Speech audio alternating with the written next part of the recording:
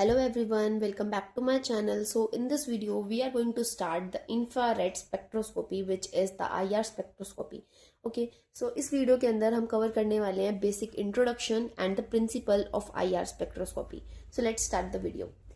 सो सबसे पहले हम जब देखेंगे कि हमारे बेसिक्स क्या है, यानी कि IR होती क्या है, इंफ्रारेड स्पेक्ट्रोस्कोपी होती क्या है. सो किसी भी मॉलिक्यूल की अगर हम बात करें, ठीक है, so basically if this is a molecule, okay, so ये जो मॉलिक्यूल होता है ये कुछ एनर्जीज के साथ एसोसिएटेड होगा, है ना. There are lot of energies associated with this molecule. So किसी भी मॉलिक्यूल के साथ जो टाइप्स ऑफ एनर्जी एसोसिएटेड होती है वो बेसिकली 4 टाइप्स की होती है, ठीक है, which is electronic energy, vibrational energy, rotational energy and translational energy. तो कोई भी मॉलिक्यूल जब भी एनर्जी चेंज दिखाएगा तो वो 4 टाइप का ही हो सकता है. या तो फिर वो इलेक्ट्रॉनिक एनर्जी में चेंज दिखा रहा है, या फिर वो वाइब्रेशनल एनर्जी में चेंज दिखा रहा है, या वो रोटेशनल एनर्जी में चेंज दिखा रहा है, या वो ट्रांसलेशनल एनर्जी में चेंज दिखा रहा है, ठीक है.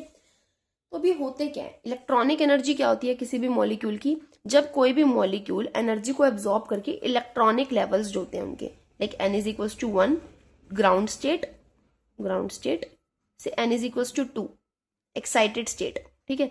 जब कोई भी मॉलिक्यूल एनर्जी को एब्जॉर्ब करके इन स्टेट्स के अंदर, इलेक्ट्रॉनिक लेवल्स के अंदर ट्रांजिशन दिखाता है, तो वहां पे हम बोलते हैं इलेक्ट्रॉनिक एनर्जी में चेंज आया है, ठीक है. इसी तरह से हम अगर हमारा कोई मॉलिक्यूल है वो हमारा वाइब्रेट करे, उसने हम एनर्जी को लिया, ठीक है, एनर्जी को एब्जॉर्ब किया और इट स्टार्ट्स वाइब्रेटिंग, ठीक है. मॉलिक्यूल है, उसने एनर्जी को एब्जॉर्ब किया और वो वाइब्रेट कर रहा है, और वाइब्रेट करने के साथ साथ उसमें वाइब्रेशनल एनर्जीज में ट्रांजिशन हो रही है. This is the vibration energy level 1, this is vibration energy level 2, जिसके अंदर ट्रांजिशन हो रही है लोअर स्टेट से हायर एनर्जी स्टेट में. तो हम बोलेंगे वहां पे वाइब्रेशन एनर्जी में चेंज आ रहा है. इसी तरह से अगर कोई मॉलिक्यूल है वो एनर्जी को एब्जॉर्ब करता है और वो रोटेट करने लगता है, ठीक है, अपनी एक्सिस पे रोटेट कर रहा है, उसके साथ साथ वो रोटेशनल एनर्जी लेवल्स में ट्रांजिशन दिखा रहा है. तो this is rotational energy level 1, this is rotational energy level 2. इसके अंदर जब कोई मॉलिक्यूल एनर्जी को एब्जॉर्ब करके ट्रांजिशन दिखाता है तो हम बोलते हैं वहां पे रोटेशनल एनर्जी में चेंज आया है, ठीक है. ऐसे हमारा ट्रांजिशनल एनर्जी होती है. Transitional energy is like very weak energy, ठीक है. तो बेसिकली ये 4 एनर्जी स्टेट्स के बारे में हमने पता होना चाहिए. तो इलेक्ट्रॉनिक एनर्जी जो होती है इट इज द सबसे बेसिक. इलेक्ट्रॉनिक ट्रांजिशंस तो हमने सभी ने सुना है, ठीक है, बेसिक ग्राउंड स्टेट से जब कोई मॉलिक्यूल एक्साइटेड स्टेट में जाता है इलेक्ट्रॉनिक लेवल्स में ट्रांजिशंस होती हैं. तो ये कब होती है, जब हम किसी भी मॉलिक्यूल को यूवी विजिबल लाइट प्रोवाइड करते हैं. तो आईआर स्पेक्ट्रोस्कोपी से पहले हम यूवी विजिबल स्पेक्ट्रोस्कोपी पढ़ के आते हैं. अगर आपने नहीं पढ़ा है तो आप पहले वो पढ़ेंगे. तो कोई भी मॉलिक्यूल है जब हम उसको यूवी विजिबल लाइट प्रोवाइड करते हैं, यूवी विजिबल लाइट जो कि 200 से 800 नैनोमीटर की रेंज में होती है, ठीक है. तो जब हम किसी भी मॉलिक्यूल को यूवी विजिबल लाइट देते हैं तो वो उस लाइट को एब्जॉर्ब करता है और इलेक्ट्रॉनिक लेवल्स में ट्रांजिशन दिखाता है, ठीक है, इलेक्ट्रॉनिक लेवल्स में ट्रांजिशन दिखाता है. तो उसको हम बोलते हैं इलेक्ट्रॉनिक एनर्जी चेंज. और ये कब होता है, ये तभी होता है जब हम यूवी विजिबल लाइट प्रोवाइड करते हैं किसी भी मॉलिक्यूल को, ठीक है. तो इसी को हम यूवी विजिबल स्पेक्ट्रोस्कोपी में पढ़ते हैं कि कैसे कोई मॉलिक्यूल है वो इस रेंज की एनर्जी को एब्जॉर्ब करके इलेक्ट्रॉनिक ट्रांजिशंस दिखाता है. उसके बारे में हम कहाँ पढ़ेंगे, यूवी विजिबल स्पेक्ट्रोस्कोपी में पढ़ेंगे. यानी कि इलेक्ट्रॉनिक एनर्जी से हमारा इस वीडियो में कोई रिलेशन नहीं है. नाउ आगे बढ़ते हैं. तो वाइब्रेशनल एनर्जी और rotational energy, these 2 energy states are the most important in IR spectroscopy. तो आईआर स्पेक्ट्रोस्कोपी के अंदर हम वाइब्रेशनल एनर्जी चेंजेस पढ़ेंगे एंड रोटेशनल एनर्जी चेंजेस पढ़ेंगे, ठीक है. तो इसका मतलब क्या है कि जब कोई मॉलिक्यूल है उसको हम एनर्जी प्रोवाइड करेंगे आईआर, ठीक है, यानी कि हम उसको जब इंफ्रारेड लाइट प्रोवाइड करेंगे, आईआर एनर्जी प्रोवाइड करेंगे, तो वो जो मॉलिक्यूल है वो जब एक्साइटेशन दिखाएगा इन द वाइब्रेशनल लेवल्स और इन द रोटेशनल लेवल्स, तो हम क्या बोलेंगे कि वो मॉलिक्यूल है वो आईआर एक्टिव है या फिर वो आईआर स्पेक्ट्रोस्कोपी शो कर रहा है, ठीक है. तो बेसिकली कोई भी मॉलिक्यूल इलेक्ट्रॉनिक ट्रांजिशंस कब दिखाएगा, जब उसको यूवी विजिबल लाइट प्रोवाइड की गई. और वो वाइब्रेशनल ट्रांजिशंस या रोटेशनल ट्रांजिशंस कब दिखाता है, जब उसको हम आईआर लाइट प्रोवाइड करते हैं या फिर आईआर स्पेक्ट्रोस्कोपी के अंदर हम वाइब्रेशनल एनर्जी चेंजेस और रोटेशनल एनर्जी चेंजेस की बात करते हैं, ठीक है. सो ये हमारा बिल्कुल बेसिक पढ़ा हमने कि यूवी विजिबल में हम क्या पढ़ते हैं और आईआर में हम क्या पढ़ते हैं. नाउ हमने ये तीनों ट्रांजिशंस पढ़ लिए, लेकिन हमने पढ़ा कि देखो ये एक्साइटेड स्टेट हो गई हमारी, है ना, इलेक्ट्रॉनिक स्टेट्स हो गई, ये वाइब्रेशनल लेवल्स हो गए, ये रोटेशनल लेवल्स हो गए, लेकिन इनमें रिलेशन क्या है लेवल्स में, ठीक है. तो इस डायग्राम के थ्रू हम इन तीनों के लेवल्स में रिलेशंस पढ़ते हैं, ठीक है. तो इलेक्ट्रॉनिक लेवल्स क्या होते हैं, बेसिक हमारे, है ना, स्टेट्स जो होती है n इज इक्वल्स टू 0 हमारा बेसिक ग्राउंड स्टेट होता है किसी भी मॉलिक्यूल का, ठीक है. जब वो एक्साइट कर जाता है n इज इक्वल्स टू 1 में, S1 यहाँ पे मैंने डिनोट किया है, इलेक्ट्रॉनिक लेवल को हमने S से डिनोट किया, S0, S1 देन S2, ठीक है। ब्लैक पेन से आपको ये दिख रही होंगी तीनों levels, S0, S1 and S2। तो these are our electronic levels. तो इलेक्ट्रॉनिक लेवल्स में ट्रांजिशन कब होगी? जब हमने किसी मॉलिक्यूल को यूवी विजिबल लाइट प्रोवाइड करी, वो ग्राउंड स्टेट पे था, उसने लाइट को एब्जॉर्ब किया और वो उसने ट्रांजिशन दिखाई, ग्राउंड स्टेट से फर्स्ट एक्साइटेड स्टेट में चला गया। This is called electronic transition and this is the electronic level. Electronic level 0, electronic level 1, electronic level 2। Okay, अब हमारे जो वाइब्रेशनल लेवल्स होते हैं वो सब लेवल्स होते हैं ऑफ इलेक्ट्रॉनिक लेवल्स, यानी कि इलेक्ट्रॉनिक लेवल्स के बीच में ही हमारे वाइब्रेशनल लेवल्स आते हैं, ठीक है। सो वाइब्रेशनल लेवल्स को मैंने ब्लू से डिनोट किया है, V1, V2, V3। So these 3 levels are vibrational levels, okay, जो कि हमारे इलेक्ट्रॉनिक लेवल के बीच में प्रेजेंट है, ठीक है। तो ये हमारा एक इलेक्ट्रॉनिक लेवल, ये हमारा दूसरा इलेक्ट्रॉनिक लेवल, इसके बीच में हमारे ये वाइब्रेशनल लेवल्स प्रेजेंट है। इसी तरह से ये second electronic level, third electronic level, इनके बीच में भी हमारे कुछ वाइब्रेशन लेवल्स प्रेजेंट होंगे, ठीक है। अब वाइब्रेशन लेवल्स में ट्रांजिशंस कब होंगी? जब हम किसी भी मॉलिक्यूल को IR लाइट प्रोवाइड करेंगे, यानी कि पहले इसको यूवी विजिबल दी तो उसको वाइब्रेशन लेवल से कोई मतलब नहीं है, वो सीधा फर्स्ट से सेकंड इलेक्ट्रॉनिक लेवल पे चला गया। लेकिन जब हमने इस मॉलिक्यूल को IR लाइट प्रोवाइड करी तो वो हर एक वाइब्रेशनल लेवल में भी ट्रांजिशन दिखाएगा, ठीक है। तो देखो यहाँ पे वाइब्रेशनल लेवल्स के बीच में ट्रांजिशंस हो रही हैं। ना रोटेशनल लेवल्स जो होते हैं वो वाइब्रेशनल के भी सब लेवल्स होते हैं, यानी कि हमारे वाइब्रेशनल लेवल्स किसके बीच में प्रेजेंट है? इलेक्ट्रॉनिक लेवल्स के बीच में। और हमारे रोटेशनल लेवल्स किसके बीच में प्रेजेंट होते हैं? वाइब्रेशनल लेवल्स के बीच में। तो ये हमारा वाइब्रेशनल लेवल है 1, ये है हमारा वाइब्रेशनल लेवल 2। तो इसके बीच में जो ये रेड लाइंस है, these are the rotational levels, यानी कि वाइब्रेशनल लेवल्स के भी जो सब लेवल्स होते हैं, यानी कि वाइब्रेशनल लेवल्स के बीच में जो लेवल्स प्रेजेंट है, दीज आर रोटेशनल लेवल्स। तो यहाँ पे भी ट्रांजिशंस होती है IR लाइट की प्रोवाइड करने पे ही, लेकिन वो कुछ पर्टिकुलर फ्रीक्वेंसी रेंज में होती है जो कि हम आगे पढ़ेंगे, ठीक है। कुल मिला के IR लाइट की वजह से जो हमारा मॉलिक्यूल होता है वो वाइब्रेशनल ट्रांजिशंस और रोटेशनल ट्रांजिशंस शो करता है, ठीक है। और वो कैसे होते हैं? वो इस तरह से होते हैं, ओके। नाउ अगर हम थ्योरी पे जाएं तो it involves excitation of molecule from lower to higher vibrational levels. हमने क्या पढ़ा? When a molecule is irradiated with IR light, जब किसी भी मॉलिक्यूल को हम IR लाइट प्रोवाइड कर रहे हैं तो it involves excitation of molecule. Molecule क्या कर रहा है? एक्साइट कर रहा है from lower to higher vibrational levels. ये हमारा लोअर वाइब्रेशनल लेवल है, ये हमारा हायर वाइब्रेशनल लेवल है। तो मॉलिक्यूल को जब हमने एनर्जी दी तो वो लोअर से हायर वाइब्रेशनल लेवल्स में ट्रांजिशंस दिखा रहा है, ठीक है। अब ये जो लेवल्स होते हैं वाइब्रेशनल लेवल्स, इसके बीच में सब रोटेशनल लेवल्स हैं। तो इस ट्रांजिशंस को हम क्या बोल देते हैं कि this transition is taking a place in between the levels called as vibrational rotational levels, ठीक है। उसके बाद हमने क्या पढ़ा? एब्जॉर्प्शन ऑफ IR को एब्जॉर्ब करके क्या हो रहा है? Excitation of molecule from lower to higher, ये तो हमने पढ़ ही लिया।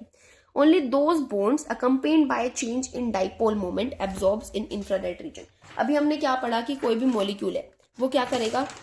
IR लाइट को एब्जॉर्ब करेगा, एक्साइट कर जाएगा वाइब्रेशनल लेवल्स के बीच में या रोटेशनल लेवल्स के बीच में। पर क्या हर एक मॉलिक्यूल ऐसा कर पाता है? ठीक है, तो हमने क्या बोला, ये एक मॉलिक्यूल था, इसको हमने IR लाइट प्रोवाइड करी, इसने ट्रांजिशन दिखा दी वाइब्रेशनल लेवल 1 से वाइब्रेशनल लेवल 2 में, मान लो, ठीक है। बट क्या ऐसे कोई भी मॉलिक्यूल दिखा देंगे? नहीं, हर एक मॉलिक्यूल ये ट्रांजिशन नहीं दिखा सकता है। Only those molecules accompanied by change in dipole moment, जिन भी मॉलिक्यूल के अंदर डाइपोल मोमेंट का चेंज आएगा वही IR लाइट को एब्जॉर्ब करके ट्रांजिशंस दिखाते हैं, ठीक है। फॉर एग्जांपल, ये CC बॉन्ड है और ये CCl बॉन्ड है। अब यहाँ पे देखो, हमने डाइपोल मोमेंट क्या होता है, इलेक्ट्रोनेगेटिविटी चेंज आता है ना, तो ये हमारा मोर इलेक्ट्रोनेगेटिव एलिमेंट है, तो ये क्या करेगा, इलेक्ट्रॉन को अपनी तरफ पुल करेगा, तो यहाँ पे डेल नेगेटिव चार्ज आ जाएगा, यहाँ पार्शली पॉजिटिव चार्ज आ जाएगा, तो यहाँ पे डाइपोल मोमेंट आएगा, ठीक है। तो dipole moment here is not equal to 0। But अगर हम कार्बन कार्बन बॉन्ड को देखें तो ये एक सिमेट्रिक मॉलिक्यूल है, सिमेट्रिक की वजह से यहाँ पे कोई भी इलेक्ट्रॉन जो है वो इक्वली डिस्ट्रीब्यूटेड है, कोई भी अपनी तरफ इलेक्ट्रॉन को ज्यादा पुश नहीं करेगा, ठीक है। तो क्या होगा, यहाँ पे डाइपोल मोमेंट है ही नहीं, तो dipole moment is equal to 0। तो जो ये सिमेट्रिक मॉलिक्यूल्स होते हैं जिनके अंदर डाइपोल मोमेंट नहीं होता, वो हमारे IR लाइट को एब्जॉर्ब करके ट्रांजिशंस नहीं दिखाते हैं, तो यानी कि these molecules can't show IR transitions, okay, they are IR inactive molecules. तो ये हमारे जो सिमेट्रिक मॉलिक्यूल्स हो गए, ये हो गए हमारे IR इनएक्टिव। और जो हमारे IR ट्रांजिशंस दिखा रहे हैं, जो कि हमारे डाइपोल मोमेंट में चेंज आने के बाद दिखाते हैं, तो these are called IR active, okay. So basically हमने क्या पढ़ा, only those bonds accompanied by change in dipole moment absorbs in infrared region. फिर हमने क्या बोला, these are called IR active transitions, क्योंकि ये मॉलिक्यूल्स IR ट्रांजिशंस दिखा रहे हैं, तो these are IR active transitions. But transitions in C bond, carbon carbon bond which is symmetric molecule, there is no dipole moment, तो वहां पे क्या होंगे, ये ट्रांजिशंस नहीं दिखाएंगे. These will not absorb the IR radiation and they are IR inactive. Okay, तो these molecules are called IR inactive molecules.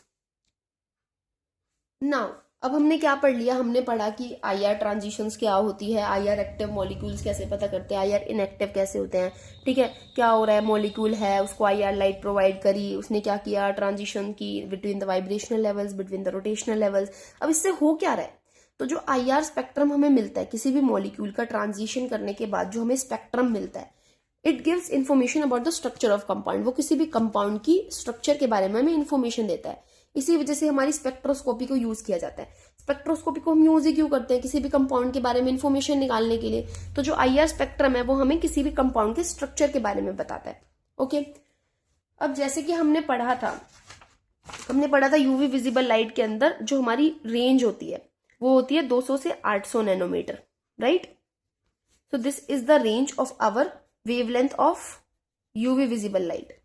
तो इसी तरह से हम IR लाइट की भी पढ़ेंगे, रेंज क्या होती है, वेवलेंथ की क्या रेंज होती है, वेव नंबर यानी कि वेव नंबर की क्या रेंज होती है. ठीक है, तो ये हमारी जो रेंज होती है IR के अंदर, it is distributed between 3 levels. ठीक है, एक हमारा होता है मेन रीजन, ठीक है, मेन IR रीजन, देन होता है हमारा नियर IR रीजन, एक होता है हमारा फार IR रीजन. ठीक है, तो आप एक याद कर लो, वेवलेंथ आपको पता होगा तो you can find out the wave number, and wave number पता होगा तो you can find the wavelength. Okay, so यहाँ पे बेसिकली आप दोनों भी याद कर सकते हो. तो क्या होता है, हमारा जो मेन रीजन होता है इज द बिटवीन रीजन, पीछे वाला नियर रीजन, आगे वाला far region. So it is 0.8 nu which is 10 to the power -6 to 2 to the power 2.5 mu. Then main region होता है 2.5 से 15 न्यू, एंड फार रीजन होता है 15 to 200 न्यू. और वेव नंबर की बात करें तो it is 12,500 to 4,000 centimetre inverse. Then main region is 4,000 to 667 centimetre inverse, and far region is 667 to 50 centimetre inverse. So these you have to learn. Okay, now जो हमारा IR reason होता है उसके अंदर क्या होता है, वाइब्रेशंस होती है. हमने क्या बोला, वाइब्रेशनल लेवल्स में चेंजेस आएंगे, रोटेशनल लेवल्स में चेंजेस आएंगे. लेकिन मेन हमारे यहाँ पे वाइब्रेशनल लेवल्स की बात होगी, रोटेशनल चेंजेस बहुत ही कम आते हैं. तो मेनली IR जो है इट कॉजेज वाइब्रेशन. ठीक है, मेनली हमारा जो IR है वो वाइब्रेशन कर रहा है, लेकिन far IR causes rotation as well. हमने क्या पढ़ा था, रोटेशनल चेंजेस भी आएंगे पर बहुत कम आएंगे. पर बहुत कम कहाँ पे आएंगे, तो वो कहाँ पे आएंगे, फार IR रीजन में आएंगे. यानी कि फार IR रीजन हमारे ये वाला होता है ना. तो अगर हम वेव नंबर की बात करें तो 667 से 50 सेंटीमीटर इनवर्स है. ठीक है, इसमें भी हमने पर्टिकुलरली बोल दिया कि 667 से भी नहीं, 100 से लेके 50 सेंटीमीटर इनवर्स वाला जो रीजन होगा वो हमारा फार IR रीजन ऐसा होगा जिसके अंदर हमारे रोटेशनल चेंजेस बहुत ही ज्यादा आएंगे. ठीक है, तो हमने क्या पढ़ा कि mainly IR causes vibration but far IR region causes rotation as well.